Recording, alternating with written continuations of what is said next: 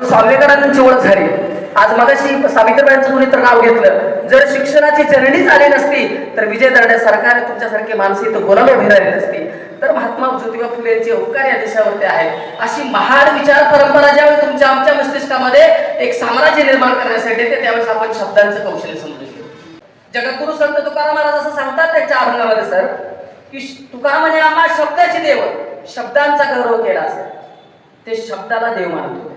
आणि म्हणून 4416 अभंगाचं एक व्यासपीठ तयार झालं, एक विचारपीठ तयार झालं. तुकाराम महाराजांनी गाथा वर्गीकरण केलं. 9910 मध्ये ज्ञानोबाईंना अवघ्या 16 ते 21 या वर्षाच्या कालावधीमध्ये ज्ञानेश्वरी निर्माण केली. मित्रांनो, बोलण्याचं सामर्थ्य तुमच्या आमच्यामध्ये कधी समाविष्ट होतं ज्यावेळी गुरु तुमच्या समोर त्या तत्वज्ञानाच्या परामर्शाला जाणीवतेची प्रखर ज्योत घेऊन जाणारा सद्गुरू जर असेल तर तुमच्या आमच्या सारख्या शिष्याला घडवण्यासाठी खूप कालावधी लागत नाही.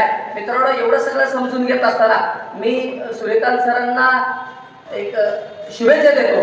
स्वामी विवेकानंद सोशल फाउंडेशनची स्थापना मित्रांनो 2003 साली केली. मी म्हटलं आता शाळा शिकून आपला उपयोग नाही.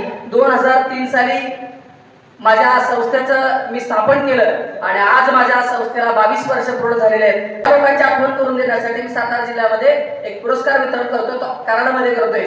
त्या कराडाच्या कार्यक्रमामध्ये सर भारतरत्न डॉक्टर बाबासाहेब आंबेडकर विचार गौरव पुरस्काराने मी तुम्हाला सन्मानित करतोय. अशा एक शुभेच्छा देतो आणि मी म्हणतो जय हिंद, जय भारत, जय संविधान.